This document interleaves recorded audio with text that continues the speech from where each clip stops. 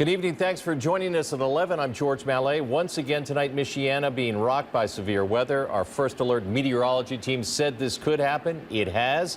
And we will check in with First Alert meteorologist Jack Van Meter in a moment. But first, Natasha Casal is standing by live in Marshall County, where damage has been reported. Natasha joins us in Bourbon specifically. Natasha, walk us around. Show us what's happening there.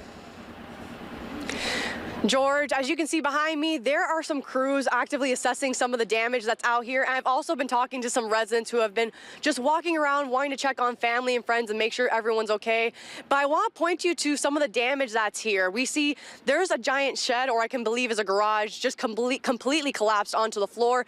And that's not the only thing. Just here to the right side across the street, there's a giant tree that's fallen and is basically taken over this whole entire part.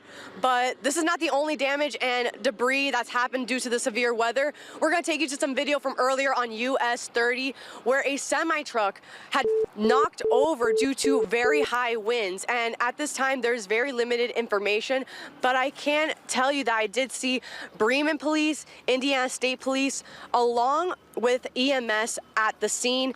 And at this time, US 30 is blocked between State Road 331 and State Road 19 due to the crash.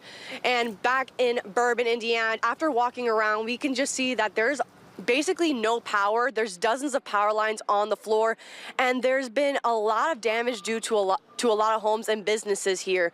We saw bricks had flown off of one place and a roof as well. There's a lot of trees that had fallen onto some cars and homes.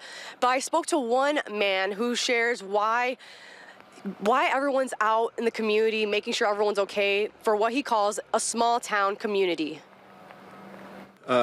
It's pretty devastating to see several houses are just destroyed, and even my business, I have the funeral home here in town, it's got damaged, and I had to work to get my cars out of the garage even because it was just caved in. Trees down, windows shattered, houses have debris through them.